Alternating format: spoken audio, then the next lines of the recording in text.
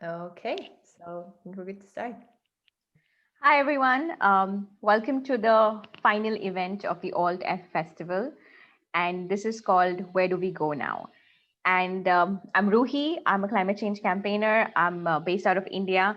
And I'm really, really delighted to have the two brilliant filmmakers for Immuto and for The Love Bug. And I'd like to start with the small introductions from the filmmakers.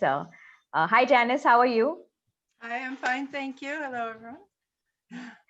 It's great to have you here. So please Thank tell you. us about your film and about yourself. We're really excited to see what's in the session.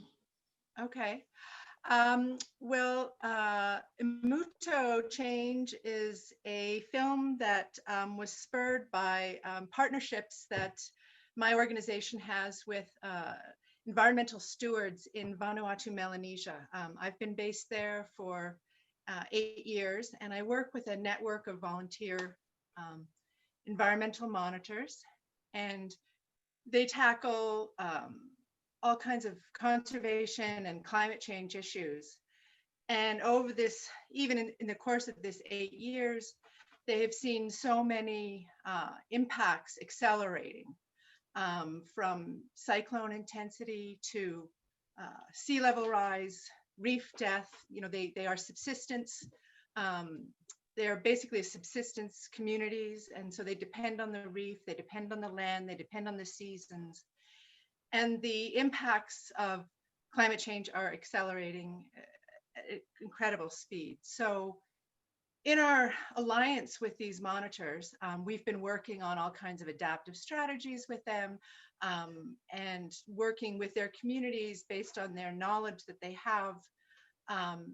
But we were really spurred by sort of feeling like these stories needed to get to a wider audience, and that we had the privilege to do that. We had the capacity to sort of internationalize their crisis and their efforts and adaptive efforts. And we wanted to look at things that were going on in other places around the world as well, and so that our partners would feel it would contribute to this process of recognition and reciprocity across communities across the globe. So Immuto is really the story of sort of kind of trying to provoke that question: is reciprocity, is recognition possible?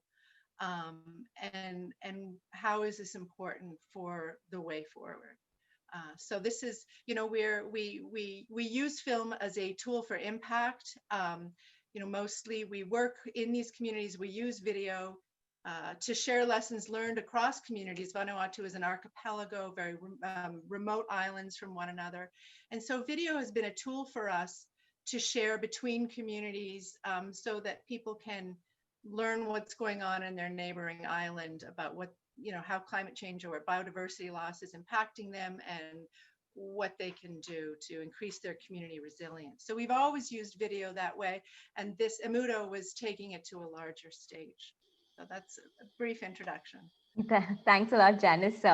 Yeah, I mean, I can say that when I saw the film, I was left with a feeling of a supercharge that what do I do now? You know, and I think that's kind of the feeling that you want to carry on with. And that's what we also want to talk about here and even going forward. So we'll just play the trailer of your film as an introduction. Okay.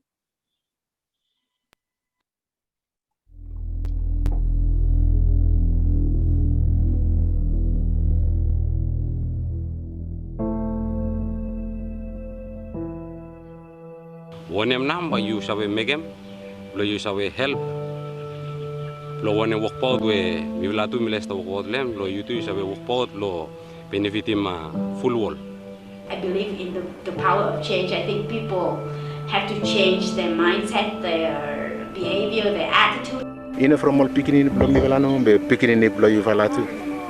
All gata tomorrow by hemi good or you know good.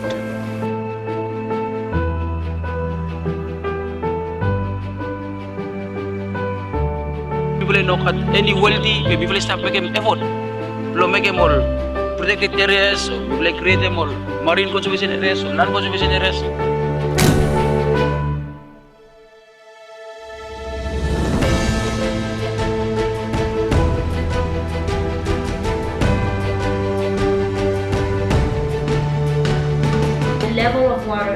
dropping and seriously dropping. And then now when the rain comes, it comes in a flash flood. Vous pouvez faire quelque chose pour changer le climat. What we're advocating for is for a fifth crime, which is ecocide.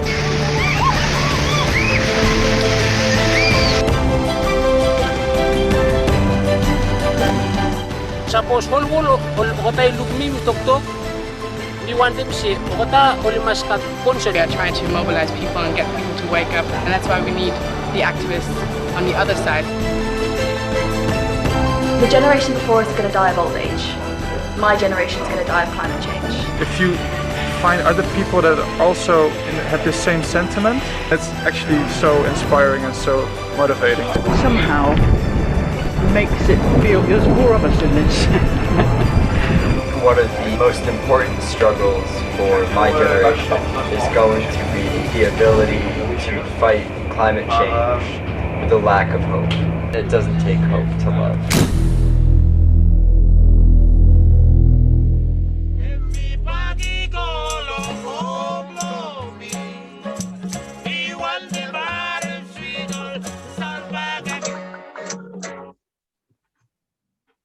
Great. Thank you. I mean, this film is available on alteff.in. Please go watch it. It's a very, very inspiring film for everybody who's thinking about what's next for this long haul campaign that we're all going to be in, because I think it's for everybody. Nobody's going to be devoid of being affected from climate change. And that brings me to, hi. Hi, Maria. How are you? I'm good. How are you doing? I'm good too. Thank you so much for joining us so early. And please introduce yourself and the lovely film that you've made. We'll also play a trailer after that. Sure. My name is Mariah Clinton. I am the co-director of the Love Bugs film. It's a film about Lois and Charlie O'Brien. They are entomologists, and they've been collecting for over 60 years. Charlie studies weevils and Lois studies plant hoppers. One of the phenomenal things about their collection is that they have the largest private collection of insects. They've collected in over 70 countries with an estimated value of $10 million within their collection. And it's really going to make a difference in the world of entomology. Again, they have over 1 million species, and they're just really phenomenal people in addition to the work that they do as scientists. Thanks so much, Mariah. We'd like to play the trailer now of your film, The Love Bug.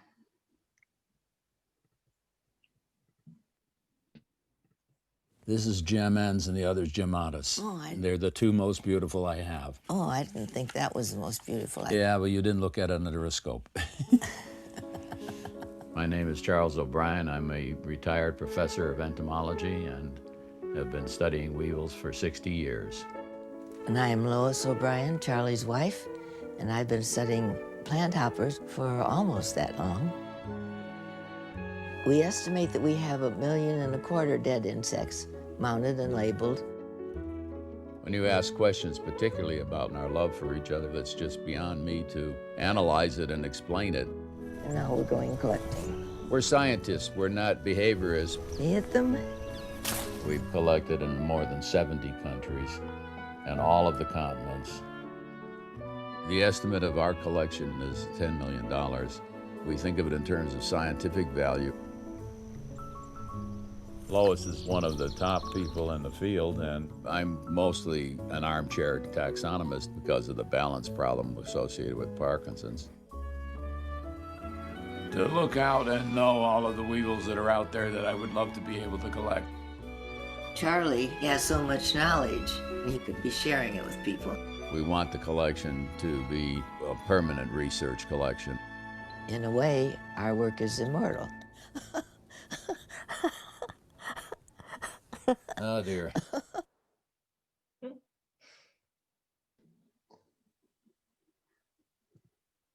Thank you. Yes. That's, I must say, it's one of the most heartwarming stories I've seen recently. Like the feeling it leaves you with, right? In the sense of two people, their passion and what they're really, what they set out to do, and the position they are in today. So it's a lovely story. Thanks a lot, Mariah, for that trailer and the introduction. I'd also like to add that we had another panelist who was supposed to be here, Ramesh Hodbole, who is the director of Agaswari, or A Village in the Sky, but he couldn't make it because of some unforeseen circumstances. So it'll be Mariah, me, and Janice discussing the films and the session. So I just want to start with Janice, just one simple question about your film, which is why did you make it in the first place? Like, what was that? What was driving you to make this film? And was there some sense of hope, which took you to tell this really inspiring story? Because you've been working in the field, and you said that video is a very important tool with communities and on issues. So, can you tell us a little bit about that? Well, so yes, so we have, as I was saying before, we have used video in order to share stories and experiences between the islands and Vanuatu. That's been our primary use of video up until Emuto. But with sort of this increasing sense of hearing from our partners there, who's doing something about this, who's responding to this crisis. We're not, they recognize that they're, Pacific Islanders are responsible for a very small portion of climate change impacts. And so really there's sort of this, and me as someone coming from the global north and representing, sort of standing in for that crisis of consumption and extraction and emissions. It came for me to sort of, I have a responsibility to try and sort of build on this question of bringing these stories to a wider audience. And not just keeping them internal, because often stories of climate impacts are represent people as just simply as victims. Right. And the goal here was also to show people as change makers, and with powerful voices and powerful stories that need to be heard. So, for me, hope, the question of hope, it's a concept that I struggle with a lot.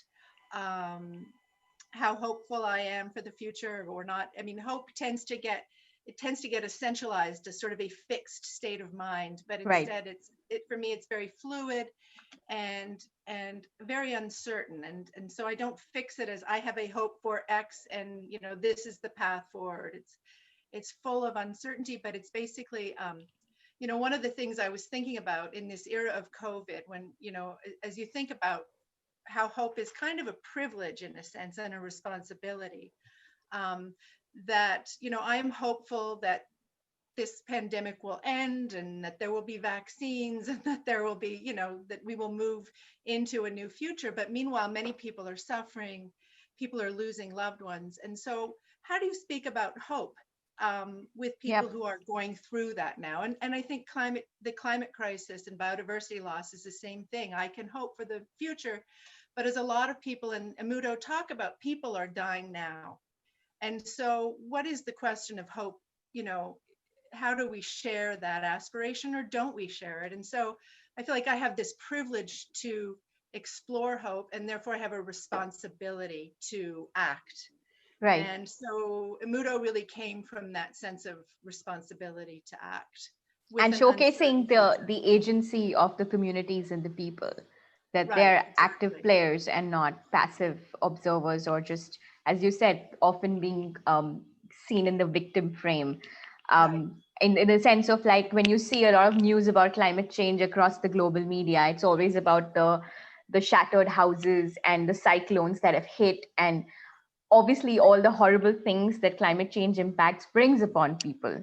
But in your film, you're showing real solutions that communities are driving from bottom up. Right, right.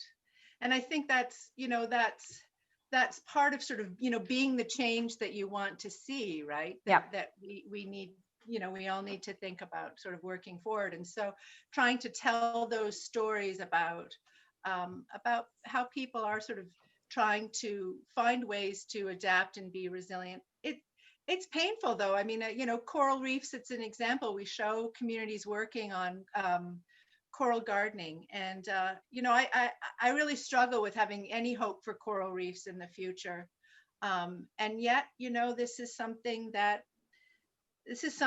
a way to engage. It's a way to learn and that's what we can do. Yeah, and that's the thing, right? Like, I mean, just a great segue for Mira's question on in sense of hope, that people can inspire people from anywhere to anywhere. Ideas can inspire people, and it's such a it cannot be measured, right? It cannot be equated with anything else. I can be inspired by looking at a film or at a webinar in this scope of pandemic, because unfortunately we are all driven to our screens. And that question to you, when you made the Love Bug, that how the hope that you see into scientists and to people who are so passionate about everything that they're doing, and they've been doing for such a long time with dedication. I agree that word hope can have a lot of meanings, right, with all that we're going and dealing with right now. And when you consider science and the importance of science, the value of scientists, and also broadening that topic into climate change and the changes that we all need to collectively make. When I think about the process of making the Love Bugs, when the co-director found out about the film on an NPR article, one of the things that I think that brings a smile to my face is that there are hidden people working to make a real difference and change. And they are the silent heroes often. And a lot of people may not know about them. That's one of the reasons why we wanted to make this film, is to put a spotlight on the massive work that Lois and Charlie were doing to change the perception and the understanding of insects. I think there can be a collective conversation about the importance of biodiversity, the importance of ecosystems, and understanding them through the terms of how it affects humans, understanding it through the terms of how it affects animals, and also understanding it through the terms of how it affects insects. I mean, as Charlie said in the film, a lot of these places are changing and thousands of insects are dying at a very high rate because of the fact that there's often little value placed on their lives, little value or understanding placed on how they actually help and build these ecosystems that they're in. So, I mean, in terms of the hope of Charlie and Lois, I think that, again, looking at the dedication for over 60 years, working on research that is going to influence generations to come, having such a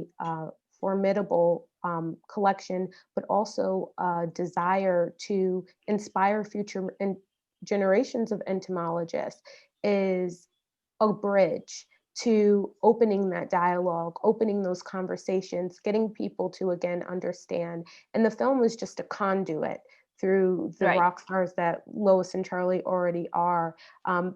They had gotten a lot of buzz and articles talking about their collection and the value of it. And with the film, some of the things that we wanted to do is bring to light the people behind the science, showing themes of sacrifice, showing themes of companionship and love, and also showing themes of the importance of science wrapped into that. Because I think if we can put a face to the people behind this work of preservation, really, and legacy, then we can understand we in the shared collective effort are all working together. Let's find those hidden stories. Let's find those hidden people. Let's lift them up and let's work together to make a change in our personal lives. And just to add, I mean, I know that I was immensely changed by being in the presence of Lois and Charlie. And again, by looking through the species that they had and seeing the diversity amongst them, it made me really think about what I was doing to make a difference. Was I really concerned with climate change? Was there more that I could do? And the truth was that there was more, and there still is more for me. So just again, having their collection in front of me, I know I'm saying it a lot, but it really did make a difference to see, you know, a large portion of it, over 1 million insects. But the main point is the biodiversity amongst the insects. Just really considering that and considering how somebody could dedicate their lives and legacy to that made me reconsider what I was doing to make a change. No, that's totally true, because I think highlighting the people behind the science is extremely critical, especially in today's age where we're seeing a lot of this conspiracy theories being thrown around, and they're trying to delegitimize a lot of scientific facts across the world, which is completely appalling, because science is for everyone, and the people who are actually, you know, or who never show the front face, right? Like they're just always behind the wheel. But it's so good to see that who are these people and how they have been doing it for all this while. And even now, I mean, in the film, that's just a handover to the university, right? To the students. That's like such a beautiful frame of inspiration, that all these students looking at those, you know, the insects and being like, oh my God, this is madness. And I mean, I don't know anything about insects, but I was like, you know what? If you're saying that this is important because you're studying it, I totally believe you. And it's that sort of like that, you know, flowing of energy from, you know, from literally from the film into what you're watching, and then having that sort of like perceptive response, right? So yeah, totally. And I think that's one of the other things I want to ask both of you, and in the context of your films as well as the experience you've had while making the film, is about people, right? So in Immunogenis, like there's so many people that have been interviewed across the world, right? From the communities, from you know, places where they're like, okay, no, we need to take that responsibility, and like you said, the privilege of trying, making sure that they act, and this sort of like diversity of people that came into your film. It was could you comment a little bit about that, and how that sort of also, you know, through the film, how it might have changed something in you, or even sort of like shifted about how this would actually be looking, you know, that we are actually having a movement globally and not something that people are just putting out, you know, in their own small silos. Well, you know, when we started making Amudo, we didn't have a script, we didn't have an agenda, except to explore sort of questions of how to stimulate dialogue and how to stimulate action, and sort of just looking at, you know, how stories, I mean, documentary and video is so great as for telling these rich stories, and then what do we do with it? You know, how do we take this to something that actually helps produce change? So, you know, it for us, it was sort of an exploration of just discovering and finding people who were passionate, who had great stories to tell, who you know, and to really sort of to set up that kind of dialogue of the people who are struggling, you know, and are exploring ways to adapt, and the people in the sort of global north, a sort of complicated idea, but in the global north who have the capacity to, you know, rise up, get into the streets and demand mitigation. And so it was sort of this effort to kind of create this dialogue across difference and distance between people, in order to see, you know, what is this relationship? There's a relationship there. It's not simply, you know, as you're saying, silos, and sort of to bring people bring the Yeah. idea into greater dialogue. Yeah, to and in stimulate your action. sorry, yeah. Go ahead. Yeah, in your films, the solutions part, which is very predominant with the ones which are showcased in both Manado and in Morocco, because in the mainstream media, suddenly that space is missing, right? Like, what is the action that's being taken even on the smaller scale? Because unfortunately, the media patterns across the world are always focusing on exposes, scams, and everything that's bad, and just making sure that the alarmist side of the world is like always on, for 5 notches up or something like that. So do you see, like, in general, and of course with your film and people who've seen with the feedback, who've seen the film, that like this sort of, because all of us were like, but that's really strange, why people haven't spoken about this, right? Like these communities taking such like grassroots action, the fog converting into water in Morocco, for example, and it's not something, I spoke to my dad and he's like, oh yeah, this happens here as well in India. It's like, how is it that we don't know, right? This whole thing about what is portrayed as a solution and what's not just visible in your radar. I mean, Ramesh couldn't be here, but in his film, there's a lot to do with the wind energy, but it's in the industrialization format, and it goes, it ends up messing the entire village social equity dynamics, right? So it's also very interesting to see like how these solutions, which are actually not very hard to implement, and you need the community for it because the community is asking for it, they are giving that idea and implementing it. So do you see that sort of narrative playing a little bit more lately?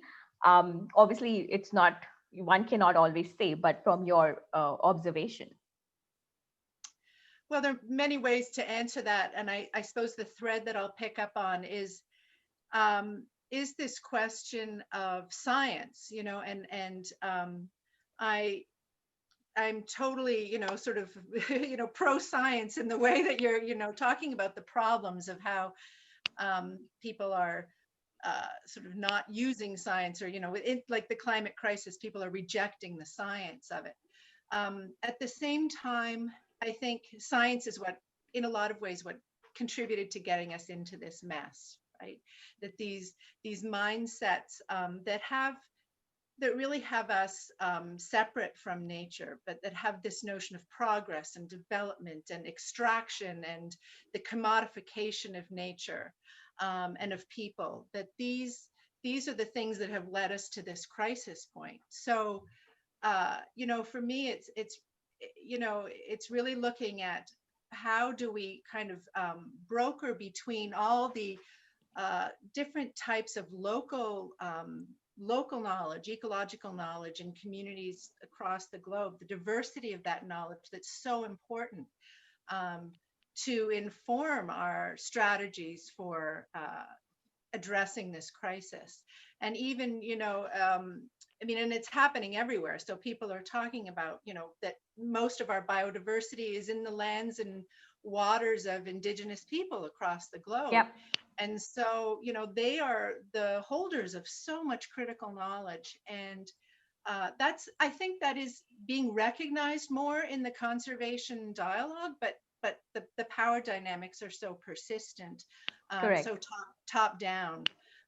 In terms of and appropriative of that knowledge as well, as instead of being, at an equal kind of in a dialogue of knowledge systems. So I think, it's being more recognized, but it's still, corporations are still extracting and exploiting. And, even just to think about nature as a resource, as opposed to a source of life, that we talk about natural resources, and it's such an economizing of nature. Right. And, rather than rethinking ourselves as inextricably entangled in nature, of nature. So I think slowly some of that is, certainly working its way into the dialogue, but it's a challenge. Yeah, that's true. No, and Maria, I want to ask you about that. the bit on the knowledge and recognition, because in your film, that passion, right? I think there's a couple of lines where he says that those places don't exist any longer, right? And it's in context to the insects and the species they had gotten, that some of those biodiversity reserves don't exist any longer, either from human-induced climate change or something else. And that's what I want to ask you, is that that sort of perspective about, because the scientists have seen a lot from the time they started out, and now that they're handing it over, like it's almost like handing a baton to the next generation and saying, here's the collection, and this is going to be supremely important for the next 2-3 decades, or maybe even longer. So can you tell us a little bit about that? Sure. So one of the primary things, and I think you make a great point, Janice, about the monetization of natural resources, right? One of the main things that Lois and Charlie didn't want to do is simply monetize their collection. They wanted it to be something that, again, with the $10 million worth, was used to further future generations. And something that people may not know is that a lot of the entomological resources that they looked at and used as a reference for their work dated back to about 100 years, right? So their work is going to have that same type of impact, if not even more, for future generations to come. I think that in terms of, paying it forward and not being in a stagnant place, because what do you do when you're faced with ecosystems that are changing? What do you do when you're faced with the daunting idea and task of trying to get people to understand that, if we take down the forest, right? If we cut down these trees, it's not just the trees we're taking, it's lives and insects and specimens that do have value, right? So I think really understanding the assignment of value, it made me think, as Janice was talking about that question of hope again, and why climate change seems to be so controversial. And I think that some desire to hold on to hope and to hold on to a future and to good things is to immediately look away from something that could make you feel like you are not eternal, right? Could make you feel like things aren't getting better. And sometimes it's harder to actually say, I'm going to be a part of that process to make change, than to turn your face away from it and say, well, it just doesn't exist, right? Because if it doesn't exist, then I don't have to worry about it. So in terms of the collection, both Charlie and Lois decided to donate it to Arizona State University. Yeah. And what they're looking to do is digitize, and have been working on, is digitizing the collection, making it available to the public as well, seeing the species and the specimens that they have, and also, again, really working to build a formidable entomological program that students can use. And we really are passing the baton on to future generations of entomologists to have a voice. And also, again, there's this desire to lift them up when it seems as though their voices are often silenced by the fact that, oh, well, this doesn't matter, or this can be pushed till later, this discussion doesn't need to happen right now. Something the film has been working to do in an effort to create more dialogue, again, and to understand the preservation and how to make a difference, is Far Star Action Fund worked really hard to build a curriculum for younger children on the importance of science. So understanding humanities, understanding entomology, and looking at it from the approach of both relationships and, again, the study of science. One of the reasons for that is because we want younger people to begin to think about, okay, if you aren't aware of entomology, this is what it is. This is how you would collect a specimen. This is how you would begin to think about classification. This is how you can make a difference in your community, wherever that may be, right? And in any place in the world. And the curriculum is in both English and Spanish, which was something that was very important, so that it could be spread. And maybe there will be the opportunity to share it in more languages. But again, going back to this idea of, okay, we have the work of the O'Briens, they've set the precedent, they're setting precedents, and they're making a big change, specifically with Charlie with weevils and Lois with plant hoppers, right, in their research and their work. But how can we get future generations to also be a part of that change? And the curriculum is an effort to do that. No, absolutely. And I think there's another very important point from what you're saying is that about how a lot of these fields are stripped of funding in many universities across the world. How I can tell you from coming from India that a lot of the climate scientists often complain that they don't get enough money to research on things even like hydrological models in certain states to understand what are the rainfall patterns like, for example. And I cannot imagine then when other fields are always sort of, because there's this politics and what gets funded more in a university institution. And by highlighting the stories of these two scientists, I think it's really also incredible to see that these fields are not just simply because people need to research on insects. It's so much more than that, right? And that conversation about where do these courses exist? Somebody would watch this and say like, okay, I want to do something in biodiversity, because unfortunately, since human beings have landed on the moon, it's always been like, I want to be an astronaut, I mean, yeah, that's great. No one's saying you shouldn't or should not be, but there's also like a whole plethora of things that you can do otherwise with your scientific inquiry, and what the different options that are that exist out there, especially when you talk about climate change in intersection with biodiversity and how it's affecting different parts of the world differently. So in that sense, and I also had a specific comment on your film which I found really relatable, and even I mentor a lot of youth groups that work on climate change, and I've worked in the sector for a while. And there's a dialogue that she says about the first step of caregiving is self-care. She says that, and it's so beautiful because then she goes into that class and she's attending that entire session on taking care of herself, right? The exercising and just being like, I need to be fit so that I can take care of him as well as we can take care of this whole thing. And that's also a very important point, because in general, I see that people, when they get inspired, right, and they want to do something, there is a whole cycle of where you want to do a lot of things, but because you are also a bit frustrated that other people around you don't understand you the same way.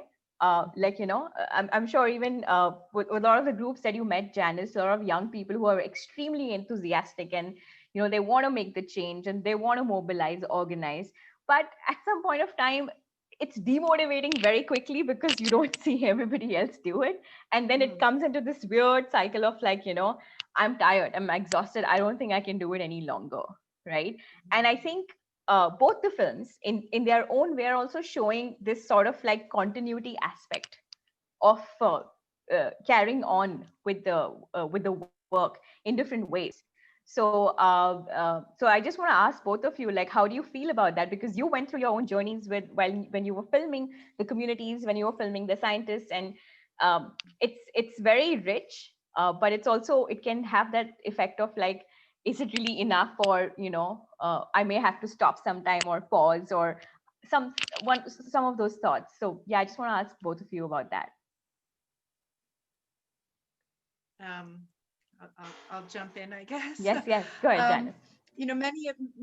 Many of the young people in the film that we met in Europe and North America talk about sort of their grief, and they mention their grief, they refer to it, they refer to their sort of feeling of grief, and that through solidarity, through working with others, through collaboration, they find joy. I think of I was attending a webinar recently with Cornell, watching Cornell West, who was saying, you got to surprise them with a smile. And this idea of, how do you find joy and gratitude in this very hard work, which is sometimes hopeless, and one of the young speakers in the film talks about not having hope but having love, and others talk about gratitude. And I think these sort of these questions of finding, I mean, as I've studied this question of hope, I've gone into even reading about bioethics and people who are working with terminally ill patients where there is no hope for recovery. But how do you find something else? And sometimes it is solidarity, and sometimes it is gratitude. Right. There are many ways of thinking about hope and action together.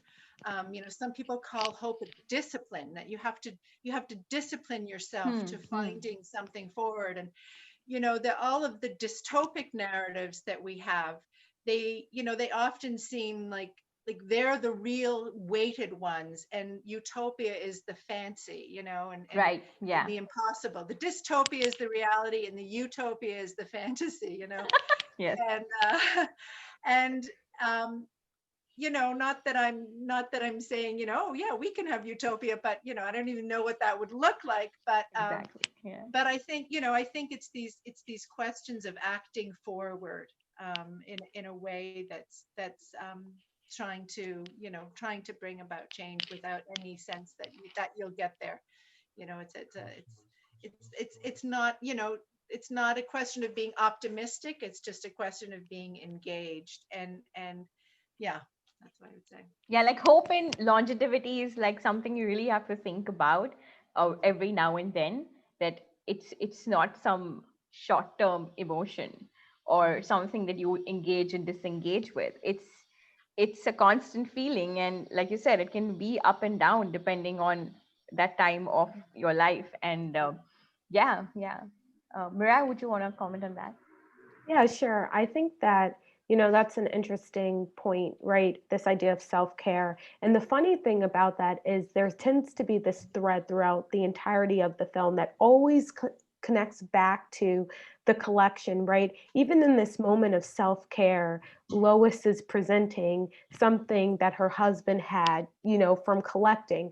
So I think one of the things, I had read something that talked about how insects are crucial components of ecosystems. And one of the nice things about filming The Love Bugs is that we were immersed in a community that really revered the O'Briens and really understood the importance of science. And the hope was connected to the work that they had presented, also to the fact that future generations had an interest in that work and they were working to push it forward. I do think, though, as scientists, one of the things that I noticed about Lois and Charlie is they just got to work. And that, to me, was my interpretation of their understanding of the gravity of what could happen if we do lose these insects, right?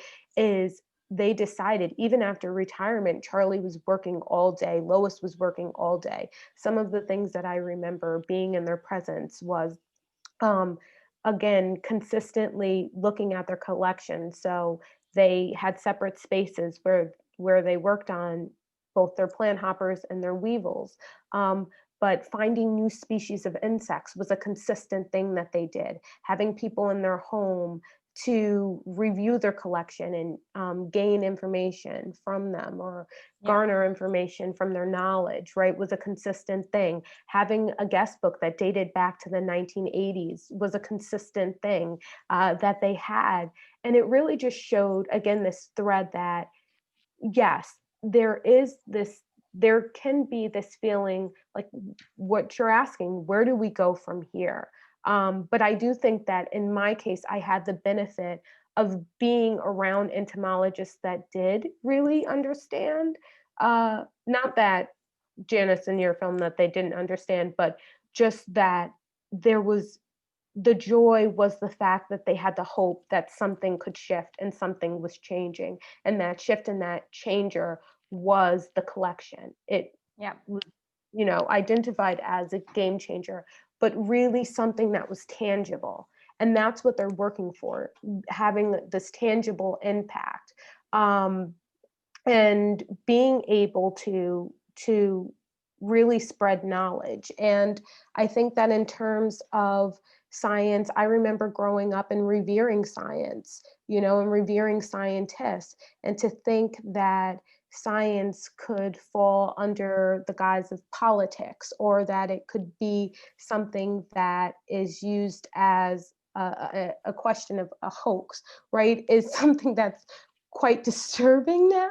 Yeah. But I do feel like watching again Lois and Charlie respectively helped me to see that there is a way, there's a path. Just to add, it was a cute point. Allison had spoken about it, the co-director. They recently had a screening of the film at Lois's retirement home that she's now at. And one of the things that she consistently does is share her collection with the people also living there, the residents there. So I think for the entirety of her life and her dedication, right? Charlie has unfortunately passed away. But the entirety of their lives is this collection, is the understanding of their work, but through humility and through this complete and altruistic desire to open the door for other people to have that pathway, to have a No, similar. absolutely. Yeah, no, for sure. And we're going to head to some questions now from the audience. But I have one point to make, Janice, about your film, which was that when you saw people from Morocco, Vanuatu, and Netherlands, and like they're saying with such confidence, we're going to get this law about ecocide, right? We're going to make sure this happens. And then you have pretty much on what same lines that Mariah said, right? Like the collection, but in similarly in Vanuatu, people are like, we're going to make this coral nursery. It's getting destroyed right now as we speak, but we're going to keep making it.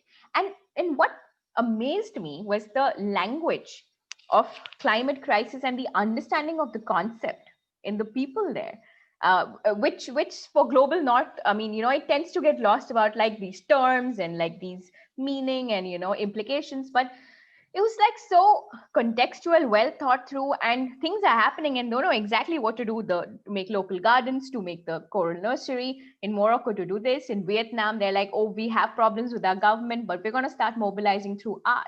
So it was almost like relentless, but it's amazing. That's what inspires people, right? And being like, you know what, I want to do something, or at least look up what I can do here. Like it's those little steps to inspire or get onto something. Yeah. I think like Mariah is saying, that it's our personal, the personal stories of this couple and their scientific work, but finding our actions and our altruism generated out of personal stories. Absolutely. So I think that as you see, all of these people in Amuto talking about how they're trying to engage. I mean, I think action is really the, you can have the emotional sort of impact of seeing it, and then how do you contribute to, how do you move forward, how do you act on that? Yeah, absolutely. Yeah, we're just going to get into a few questions. Yeah, that's all next. right. Here I am, the voice of the people. Yeah, thank you so much for this super interesting talk so far. Our team is just on the back and be like, yeah, great. It's amazing to hear their stories and also your personal perspectives. And also big compliments on your earrings, Mariah. The whole team's behind it. Thank you. Jen says that well, but also, yeah, I've got the Indian vibe going there. So thank you. All right, I'll just ask each of you a question there that came in for Janice and Mariah. So maybe just because we touched on the ecocide in your comment, Ruhi, there's a question for Janice. Can you tell us a bit more about ecocide and what it could mean to have it instated as an international crime? Well, there is a movement afoot, and it has been underway for some time, to make ecocide the 5th crime against humanity at the International Criminal Court in The Hague. And basically it's sort of, making individuals and corporations responsible for the destruction of the environment and people's ways of living.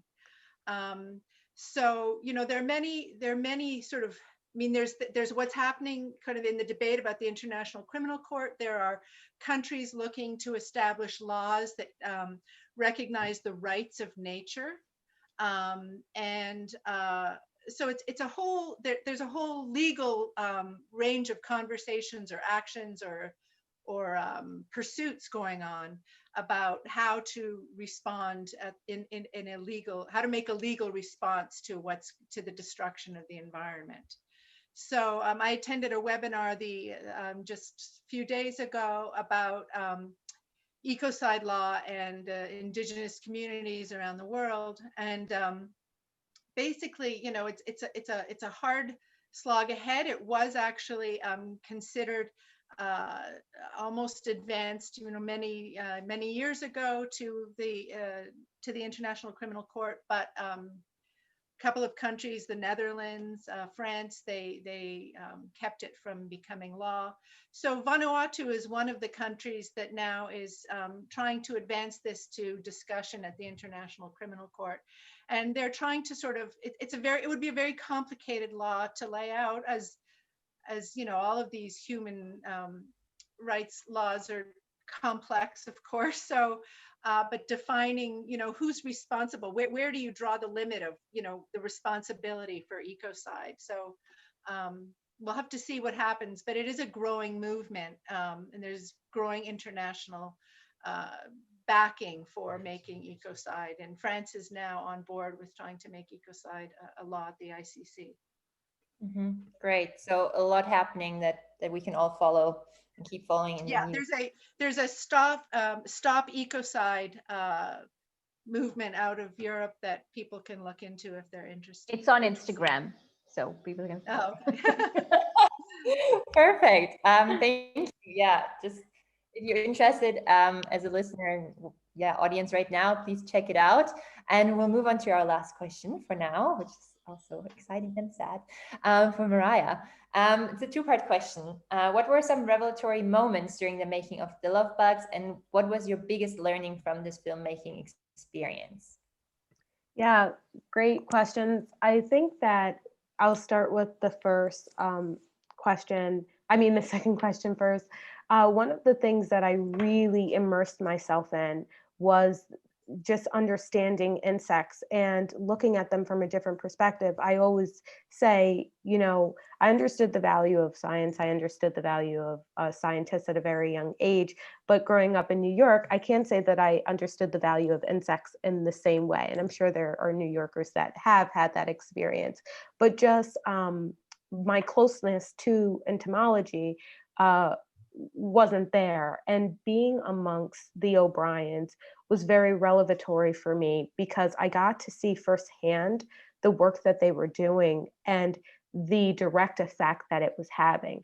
Again, I can't say enough how much their collection is going to change the shape of entomology. And also their work is going to be a precedent for future generations. So just being amongst them and looking at the specimens that they had and seeing all the countries that they came from, and looking at their dedication to science and to understanding insects, with only knowing about 5% about them, insects in general, really, again, made me think about my work with climate change, what I wanted the future of my work to look like as an artist, how you open dialogue for communities that may not have access to the information, and just trying to think of ways in the film to show this. And I think a consistent thing throughout the film, right, and I had said it earlier, is that we wanted people to understand the importance of the collection, but understand it from the perspective of a human that they could understand. And we wanted to present, hey, this is a great thing, right? But at the same time, who are the people responsible for that great thing. And sometimes I think with documentary, we're tasked with this challenge of getting people to care about something, right? Not just because we're telling them to care, but because they genuinely walk away saying, you know what, I'm inspired by this, or this makes me want to have a different perspective, at least, which is what it did for me, being in their presence.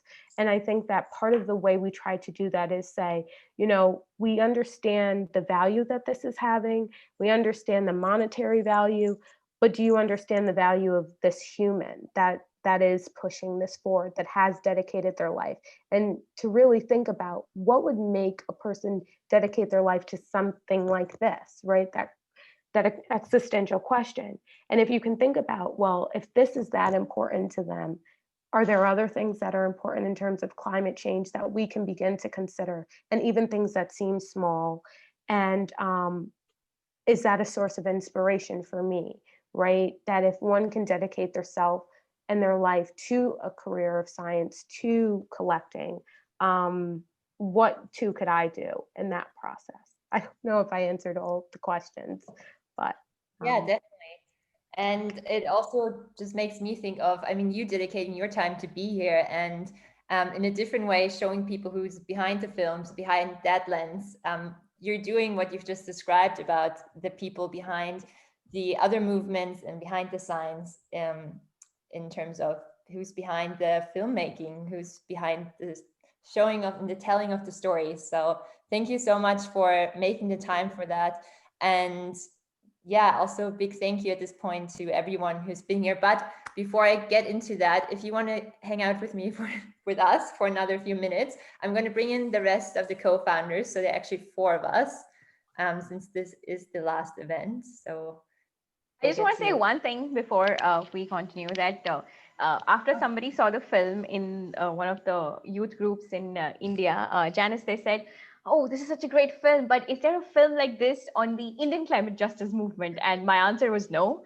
But now that's just like, why is there no film on the Indian climate justice movement? Because it's so like wide, and it's only like things are getting even more heated up here. So I guess, yeah, just wanted to share that with you. Yeah, wow, I'm interested. Yeah, well, this is supposed to be where the collaborations happen. And guys, come on, where's your, I can't see you. There you are. Okay, so this is the rest of the core team. And of course, there are more people behind that team who are, have worked relentlessly over the past year, and especially the last 6 months, to make this all happen. We've had a lot of changes, as so many people in the world, making this a digital festival, which was supposed to be a really local and grounded festival in Panchgani, where this idea was born in India. But I mean, this way we've reached so many more people, and we have you here.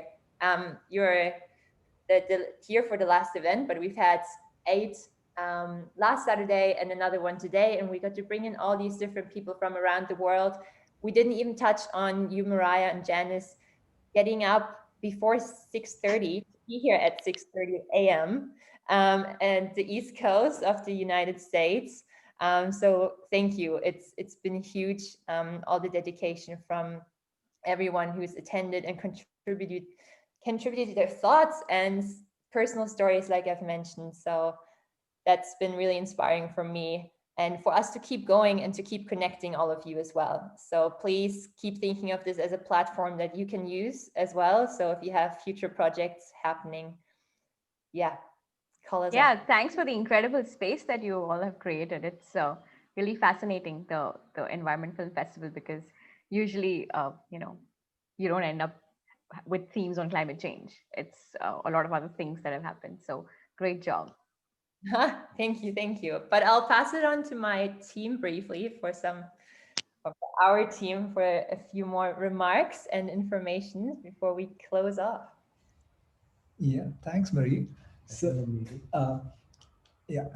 so I had a small announcement to make. So we've had an overwhelming response to our first festival. Thanks everyone for joining in and being part of this. We've received a lot of messages from folks asking for more time to see all the films that are available online. And so we've decided to extend the ticket purchasing window by a week. So now you can purchase tickets and watch films for another week. So till December 20th, that's the coming Sunday, the festival platform is going to be available for viewing films and purchasing tickets. Yeah, I'll pass it on to Neha. Sure. And we've been so delighted to have a great response. We've had over 1,300 people participate in the festival, either by purchasing tickets or signing up for our events. So we're really happy with how things have turned out. But we'd love to get some reviews, some feedback, any suggestions from anybody who's attended or been a part of the festival in any manner, so that we can make it even better the next year. So we're open to that. So please write to us, whoever's watching. Yeah, wow. So that's really exciting news. So we have one more week. People have one more week to continue participating in the festival. That's awesome. I wanted to, once again, like Marie mentioned, there's a really, 18 strong team of volunteers that is powering this festival. And without that, none of this would happen. I just wanted to take the opportunity to really quickly name them once more. And, we want to really put out our thanks to all of you, Naihan, Ratish, Chakshu, Francesca, Devansh, Kushala, Aparna, Zareen, Rashi, Atharva, and Sanjana, along with the four of us as well. We are really, really thankful for all of your efforts. It's been a monumental effort to kind of all of us come together in this quite a strange and unique year and really take this off the ground in 2020. And while the festival now, it's closing for this year, this is just the start of the journey for us. And this festival will continue in many shapes and forms, and we will continue to, inspire communities is what our vision is to do. And, both through the festival and other events throughout the year between now and the next edition of ALT EFF in 2021. So yeah, I just want to say, keep following us, keep checking us out on our social media platforms. We have a newsletter that is starting going out, so we'll keep you in the loop with all of that. And yeah, a big thank you for all the support and love that we've got this year. Thanks once again. Goodbye. Marie, anything? Goodbye. I also like your little cheat sheet there, Kunal. We can't see it.